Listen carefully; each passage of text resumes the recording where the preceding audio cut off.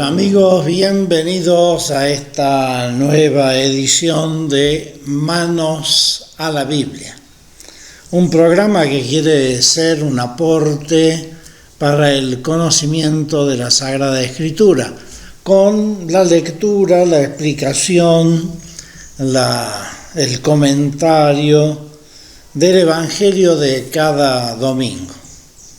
Ya sabe usted que puede bajar el programa o verlo en su computadora desde nuestra página web www.santuariorrioblanco.com.ar. Allí en la pestañita que dice TV y Radio va a encontrar el programa. También estamos en YouTube, en el canal del Santuario, Río Blanco y Paipaya Santuario. Ahí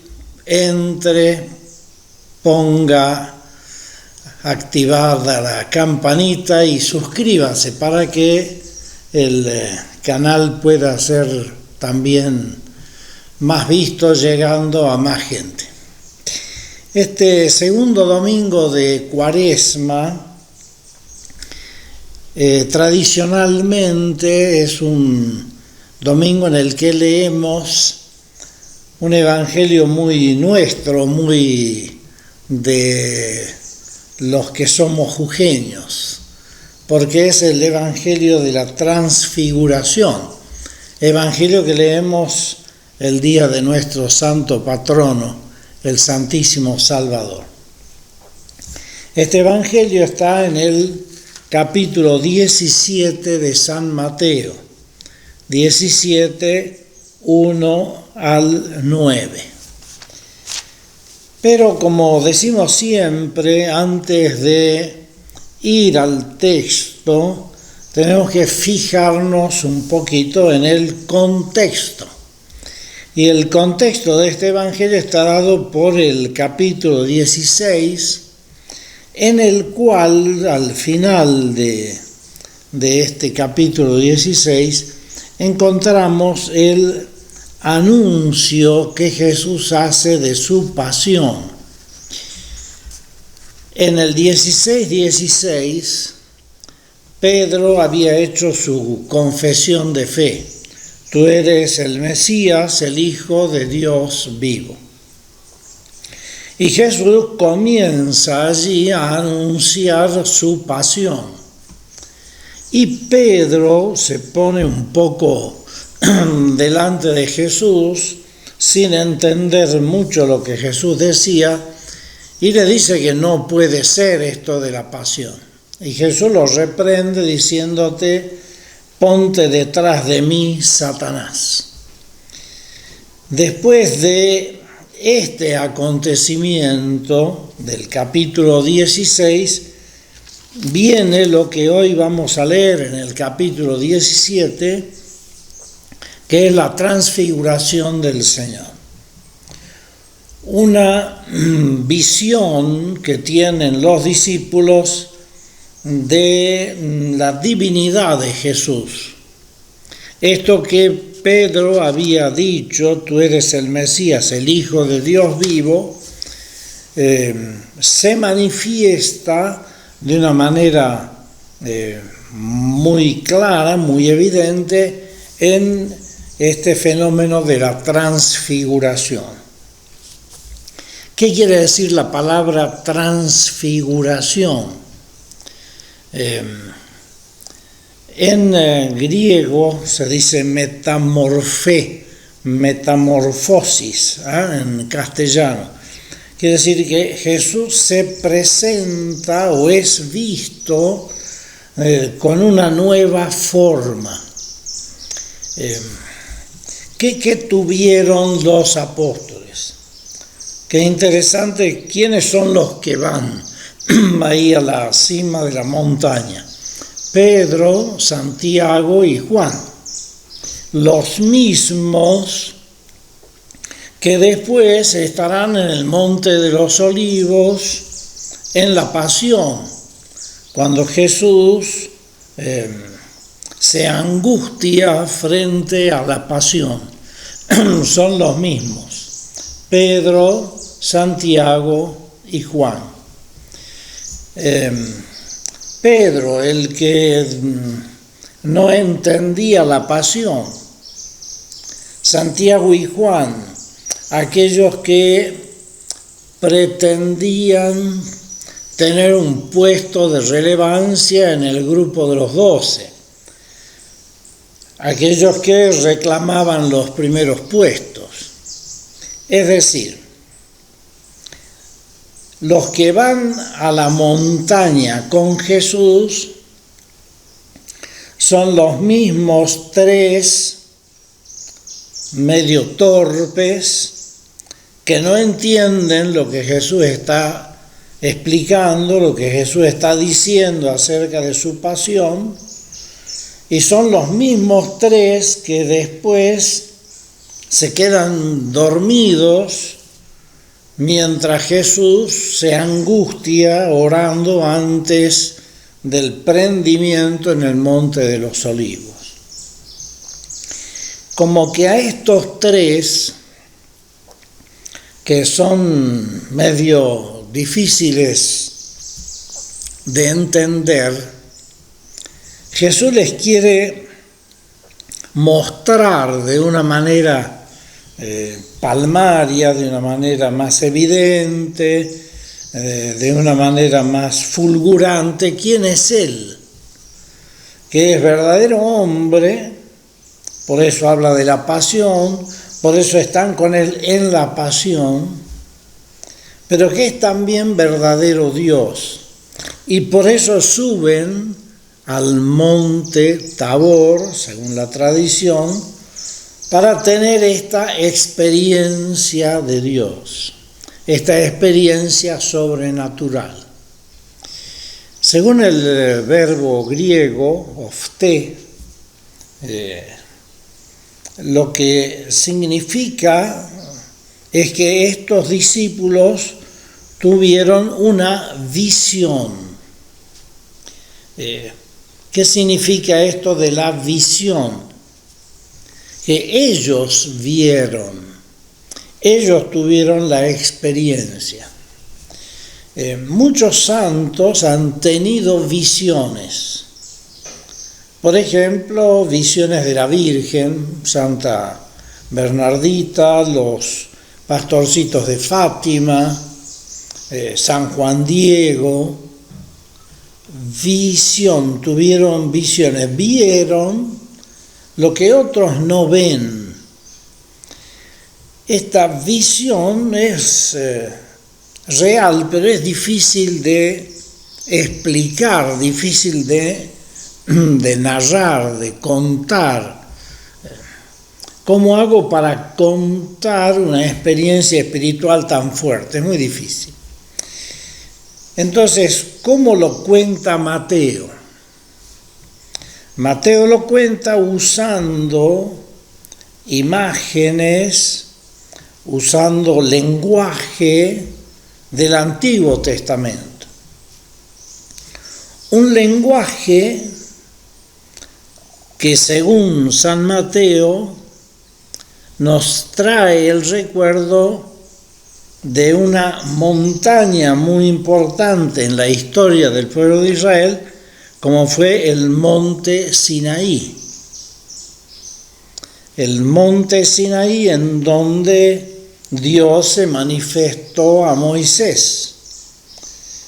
El monte Sinaí de donde bajó Moisés con el rostro resplandeciente. El monte Sinaí en donde Dios le habló a Moisés. Recordemos que Mateo es judío y le presenta a una comunidad judeo-cristiana de Siria y Palestina a Jesús como el nuevo Moisés.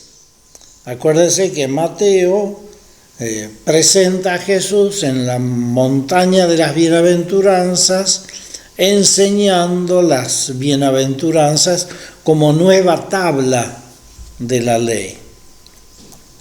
De modo que en este relato San Mateo usa aquella simbología y aquel lenguaje que los judíos van a entender para darse cuenta quién es Jesús. Esta visión que tienen estos tres discípulos es contada, es relatada en un lenguaje propio del Antiguo Testamento. Un lenguaje con el cual en el Antiguo Testamento se narra la intervención de Dios, la manifestación de Dios a Moisés. Y también a Elías, porque Elías también en el monte Sinaí o en el monte Horeb, que es el mismo, tuvo la experiencia de Dios. Entonces, en ese contexto tenemos que entender el relato.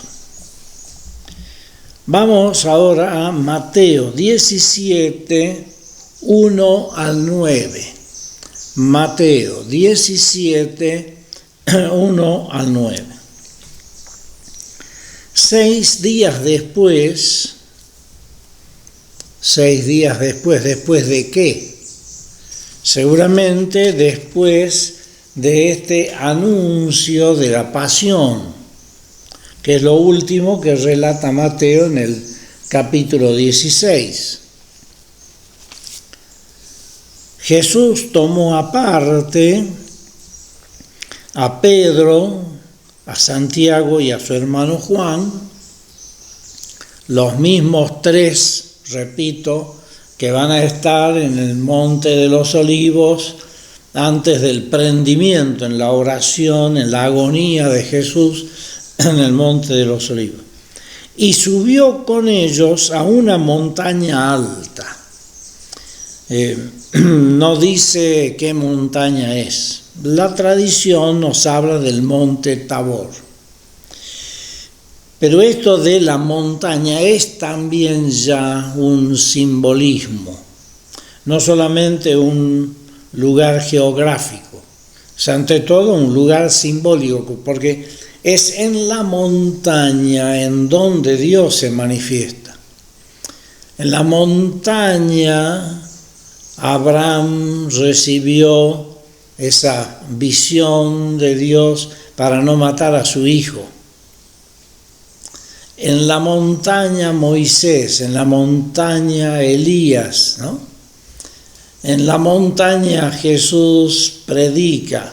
Es decir, la montaña es el lugar en donde Dios se manifiesta. Jesús en el Evangelio muchas veces sube a la montaña a orar.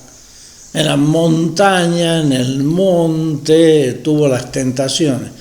Es decir, la montaña es un lugar en donde Dios se manifiesta.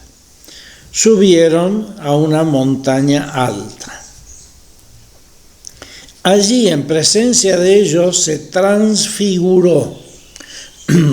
El término griego habla de metamorfosis, se transformó. Hacemos una pausita, ya regresamos.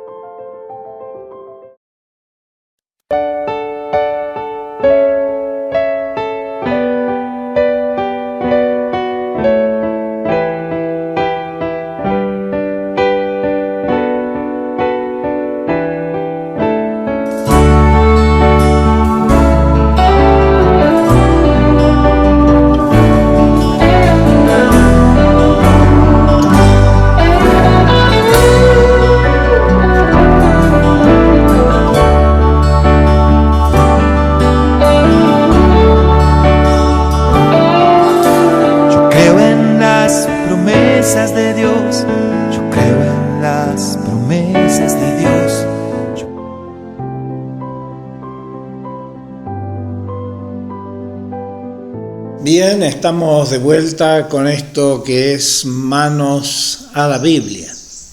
Ya sabe usted que puede bajar el programa o verlo en su computadora desde nuestra página web www.santuariorioblanco.com.ar. También estamos ahora en YouTube. Puede encontrar el programa en Río Blanco y Payipaya Santuario. Ese es el canal de YouTube. Habíamos quedado en el capítulo 2 del versículo, del versículo 2 del capítulo 17, en donde se nos dice que Jesús se transfiguró, se transformó. Su rostro empezó a brillar como el sol y su ropa se hizo blanca como la luz.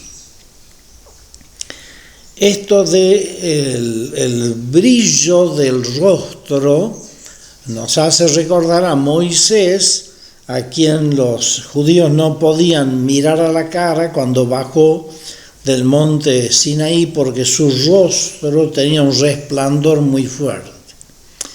Es el signo de lo divino, de la presencia de Dios. Y la vestidura blanca como la luz nos trae el recuerdo de los seres celestiales que aparecen siempre vestidos de un blanco resplandeciente. Por ejemplo, los ángeles que están en el sepulcro, en los relatos de las apariciones, están vestidos de un blanco resplandeciente. Los justos, de los cuales habla el libro del Apocalipsis, llevan vestiduras blancas. La vestidura blanca resplandeciente es el signo de lo divino. Quiere decir que Jesús se muestra como lo que es, verdadero Dios. En esto se desaparecieron Moisés y Elías conversando con Jesús. Moisés, que representa la ley, y Elías, que representa a los profetas, que se leía en las sinagogas, la ley y los profetas. Eso era el Antiguo Testamento. Jesús está en el medio. Quiere decir que Jesús es la plenitud de la ley y los profetas. La ley se cumple en Jesús, Él es el nuevo legislador, y las profecías se cumplen en Jesús. Él es el profeta por excelencia, el que habla en nombre de Dios, o mejor dicho, Dios que habla. Vamos a ver cómo termina la visión. Y conversando con Jesús, San Lucas nos dice que conversaban acerca de su próximo paso en Jerusalén, porque Jesús está yendo a Jerusalén, a la pasión. Pedro se dirigió a Jesús y le dijo: Señor, qué bien estamos aquí. Si quieres, voy a hacer aquí 3 chozas, una para ti, otra para Moisés y otra para Elías. Esto nos trae el recuerdo de la fiesta de las chozas, que los judíos celebraban en esos días posiblemente, recordando el paso por el desierto. La fiesta de las chozas era una fiesta muy popular entre los judíos. Ellos hacían chozas en las casas o en las calles, recordando lo que habían vivido al pasar por el desierto, en el camino a la tierra prometida. Hagamos 3 chozas. Todavía estaba hablando cuando una nube luminosa los cubrió, otro signo de la presencia de Dios. La nube es signo de que Dios se hace presente. En el Antiguo Testamento y en el Nuevo Testamento también tenemos muchos pasajes en los cuales la nube representa la presencia de Dios. Recordemos, por ejemplo, que el pueblo de Dios en el desierto durante el día era cubierto por una nube, signo de que Dios los acompaña. Esta nube, ¿no?, los cubrió, y una voz que venía de la nube es signo de Dios, ¿no?, dijo: este es mi Hijo amado, en quien me complazco, escúchenlo. Este es el centro del relato. La voz del Padre que, diríamos, certifica quién es Jesús. Jesús es el Hijo amado en quien el Padre se complace. Y a este Hijo hay que escucharlo. Escúchenlo. Fíjense que el verbo es imperativo. Es como que Dios les está diciendo a estos 3 discípulos y en ellos a todos, ¿no?, que lo importante es escuchar a Jesús. Escúchenlo. Que lo importante es la palabra de Jesús. Que esa palabra es la que tenemos que escuchar. Porque es palabra de Dios. Es mi Hijo. Y es mi Hijo el que habla palabra de Dios. Escúchenlo. Al oír la voz, los discípulos se postraron rostro en tierra, llenos de temor. Este postrarse rostro en tierra y este temor es una característica de los que experimentan la presencia de Dios. El que experimenta la presencia de Dios se siente muy pequeñito, se postra, es decir, reconoce que frente a Dios somos muy poca cosa. Y el temor, que no es miedo, es el temor que despierta lo sagrado, la presencia de lo sobrenatural.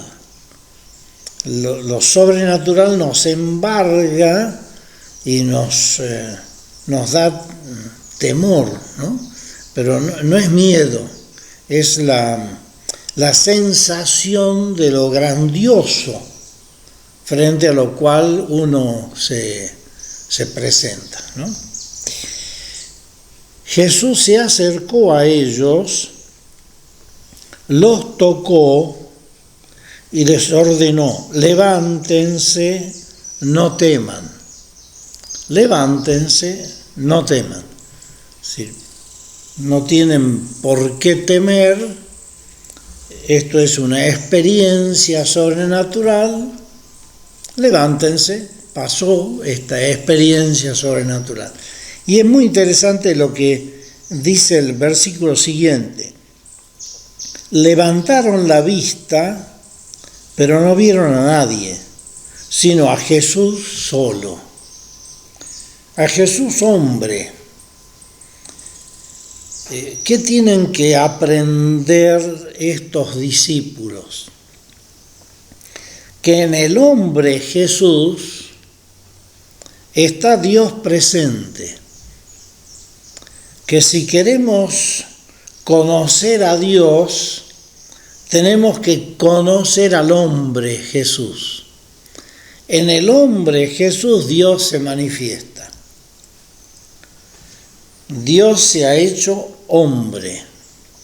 Y en este hombre condenado a muerte, lo van a ver después al mismo hombre en el Monte de los Olivos, en este hombre condenado a muerte, en este hombre frágil que tiene sueño, que se duerme en la barca, en este hombre que a veces se fastidia con los fariseos, con los sacerdotes, en este hombre que llora, que se aflige, que se cansa, que reza, que duerme, en este hombre está Dios presente.